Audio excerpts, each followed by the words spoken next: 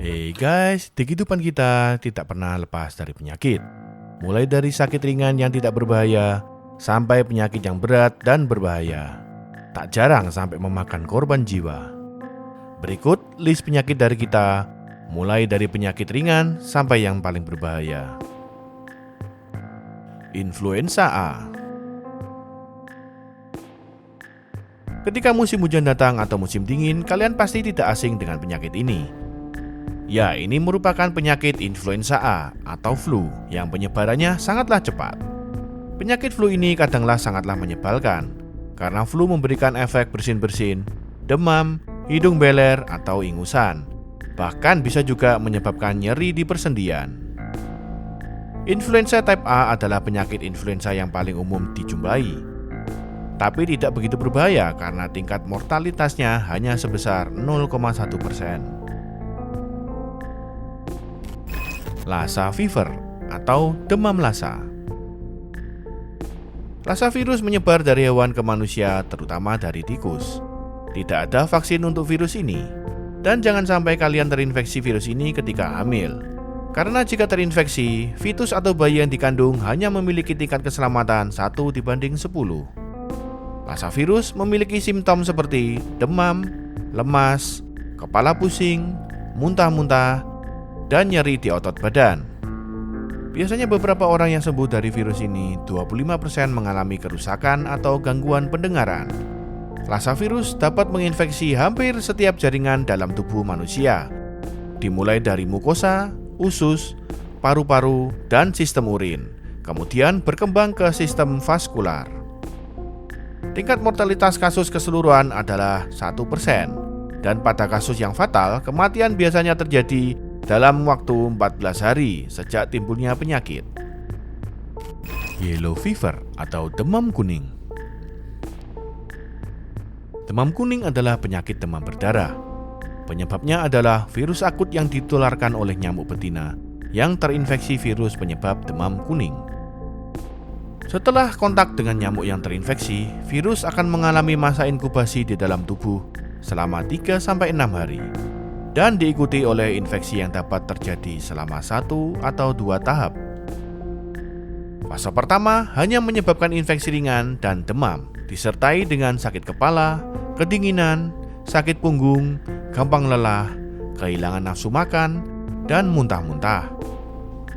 Namun fase kedua dari virus ini menyebabkan kerusakan hati dengan gejala jaundice ikterik atau kulit menjadi berwarna kuning, gagal ginjal, meningitis, dan akhirnya dapat mengakibatkan kematian. Tingkat rata-rata kematian virus ini adalah 7,5%. Legionnaire disease. Apakah kalian suka mandi dengan air hangat? Bagaimana jika saya katakan kalau kalian mungkin akan terinfeksi dengan bakteri yang sangat berbahaya? Ya, bakteri ini berkembang dengan baik di air yang bersuhu kira-kira 35 derajat Celcius dan membutuhkan suhu lebih dari 60 derajat atau lebih untuk membunuh bakteri ini. Walaupun tidak ada vaksinnya, namun ada pengobatan yang efektif untuk bakteri ini. Dan walaupun ada pengobatan yang efektif, bakteri ini masih tergolong bakteri yang sangat berbahaya karena tingkat mortalitasnya adalah 15%. Smallpox atau cacar. Zaman dulu smallpox merupakan penyakit yang sangat mengerikan. Namun smallpox dapat diberantas berkat vaksin yang ditemukan oleh Edward Jenner.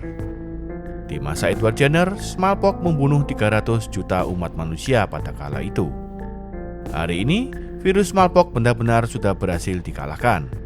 Karena kasus smallpox terakhir yang terjadi secara alami terjadi di Oktober 1977. Dan sekarang kita bisa lebih santai. Atau tidak, karena sampai sekarang belum ditemukan penyembuhnya dan hanya vaksinnya saja. Tingkat mortalitas smallpox mencapai 20%. Cancer atau kanker. Kanker adalah tipe penyakit di mana sel-sel tubuh kita berkembang out of control, membelah dan menyerang sel-sel yang lain. Yang menakutkan adalah kanker dapat berkembang di siapa saja dan di umur berapapun. Kalian bisa saja santai di rumah, melihat-lihat YouTube channel OJ Media, dan kanker bisa saja berkembang di suatu tempat di tubuh kalian tanpa kalian ketahui. Celakanya, tubuh kita menganggap sel kanker ini merupakan bagian dari tubuh kita. Maka dari itu, sistem pertahanan tubuh kita offline. Meskipun dengan perawatan, tingkat mortalitas kanker mencapai 30%. Ebola. Jika mendengar kata Ebola, kalian pasti tahu penyakit ini berasal dari Afrika. Penyakit ini menular dengan cara direct contact dari darah penderita ataupun cairan tubuh yang lain. Bahkan menyentuh mayat penderita Ebola saja bisa saja tertular. Di fase terakhir penyakit Ebola ini, mata penderita Ebola bisa menjadi merah, muntah darah, diare darah, dan kematian. Untungnya, beberapa saat ini para ilmuwan melakukan terobosan dengan menemukan vaksin bernama RVSV-ZEBOV. Namun jika kalian tidak ada vaksin dan terjangkit Ebola, yang bisa kalian lakukan hanyalah berdoa. Karena penyakit Ebola ini tidak ada obatnya, hanya vaksinnya saja. Rata-rata mortalitas penyakit Ebola mencapai 50%. Baileys ascaris procisionis atau raccoon worm. Baileys ascaris atau biasa disebut dengan raccoon worm atau cacing bundar musang. Parasit ini meskipun biasanya menjangkit hewan, manusia juga bisa mendapatkannya. Parasit ini sangatlah berbahaya, karena kemampuan dari larva parasit ini dapat migrasi ke otak dan menyebabkan kerusakan. Dan jika sudah di otak, kemungkinan selamat hanya 40%. Jadi untuk menghindari parasit ini, jauhilah kotoran musang. Ya benar, kotoran musang.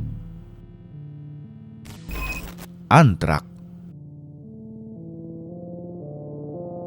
Penyebab antrak ini adalah bakteri yang berkembang di spora antrak. Spora ini bahkan bisa hidup ratusan tahun. Dulu di Pulau Guinlar pada tahun 1942 pernah dilakukan uji coba senjata biologi, di mana domba ditempatkan di pulau itu dan bom yang berisi spora antrak dijatuhkan. Karena tes tersebut, pulau ini masih dinyatakan mematikan sampai tahun 1990. Itu pun setelah decontamination atau pembersihan secara besar-besaran. Untungnya ada vaksin dan antibiotik untuk antrak. Namun penanganannya haruslah segera, karena kalau terlambat bisa berakibat fatal. Dan jika tidak segera ditindaklanjuti, tingkat mortalitas antrak mencapai 85%. HIV/AIDS. Saintis percaya manusia pertama yang terinfeksi HIV ada di Afrika, dan manusia mendapatkan HIV setelah in contact dengan monyet. Ketika virus HIV menginfeksimu, virus itu menyebabkan kamu menjadi rawan terserang penyakit yang lain, karena virus ini menyerang kekebalan tubuh manusia. Dan di akhir fase dari penyakit ini disebut Acquired Immunodeficiency Syndrome atau AIDS. Jika tidak segera dirawat, HIV dapat membunuh 90% orang yang terinfeksi. Naegleria fowleri. Naegleria fowleri merupakan amuba pemakan otak, di mana biasa ditemukan di perairan hangat seperti kolam, danau, dan sungai. Infeksi kebanyakan disebabkan jika air yang mengandung amuba tersebut terhirup hidung. Amuba ini normalnya memakan bakteri. Namun ketika amuba ini berhasil hinggap di host, amuba ini mulai memakan neuron di otak. Membutuhkan 5 hari baru kelihatan simptom atau gejalanya.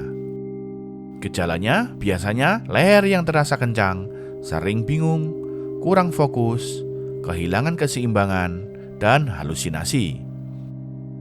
Walaupun dengan perawatan, kesempatanmu untuk hidup jika terinfeksi hanya 5%. Dan jika tidak segera dirawat, tingkat mortalitasnya mencapai 95%. Rabies. Rabies merupakan penyakit yang menakutkan. Kenapa bisa begitu? Jadi gini, masalahnya adalah ketika simptomnya rabies ini mulai kelihatan, biasanya hal tersebut sudahlah terlambat. Jika kalian digigit binatang liar, kalian harus pergi ke dokter atau ke rumah sakit sesegera mungkin, karena kemungkinan binatang yang menggigit itu ada rabiesnya. Binatang yang mempunyai rabies bisa diidentifikasikan dengan perilakunya yang aneh. Mereka biasanya beringas dan biasanya menggigit. Rabies ini berefek di otak dan menyebabkan kita susah untuk menelan. Hal ini menyebabkan saliva sampai tumpah-tumpah keluar dari mulut. Jika kamu tidak segera mendapatkan vaksin, maka akan sangat berbahaya karena persentase mortalitasnya adalah 99%. Black Plague atau Black Death. Wabah Black Death ini disebabkan oleh Bacterium Yersinia pestis dan penyebarannya melalui gigitan kutu. Sebenarnya ada banyak macam dari wabah ini, dan yang paling berbahaya adalah septicemic yang merupakan infeksi darah atau pneumonik atau infeksi paru-paru. Di era Middle Age, hampir sepertiga orang di Eropa mati karena wabah ini. Wabah ini sangat mengerikan, sampai-sampai banyak orang yang menelantarkan sanak keluarga atau bahkan menelantarkan anaknya. Tapi, di manakah Black Plague sekarang? Karena wabah ini sangatlah mematikan, wabah ini membunuh hostnya terlalu cepat. Jadi tanpa host, wabah ini akhirnya hilang sendiri, karena tanpa host, bakterianya tidak akan bisa bertahan hidup. Ini merupakan wabah yang sangat mematikan, karena yang terjangkit tipe pneumonik tidak ada perawatannya, dan tingkat mortalitasnya 100%. Penyakit prion. Prion sejatinya struktural protein yang kealter. Jadi, prior merubah normal protein menjadi prion, dan menjadikan pasien mempunyai ataksia dementia dan kehilangan fungsi untuk menggerakkan mata. Biasanya pasien ini akan mati dalam 2 tahun. Ini merupakan penyakit yang sangat susah dihancurkan. Kita bisa saja merebusnya sampai mendidih, menggorengnya, bahkan disinari dengan sinar radiasi pun tidak berefek. Satu-satunya cara menghancurkannya adalah membakar daging yang terinfeksi dengan suhu yang sangat-sangat tinggi. Bahkan prion sepertinya tidak mempan dimakan waktu. Dan secara prion yang tidak ada obatnya atau vaksinnya, penyakit ini mempunyai tingkat mortalitas 100%. Oke guys, jadi sekian segmen dari kita.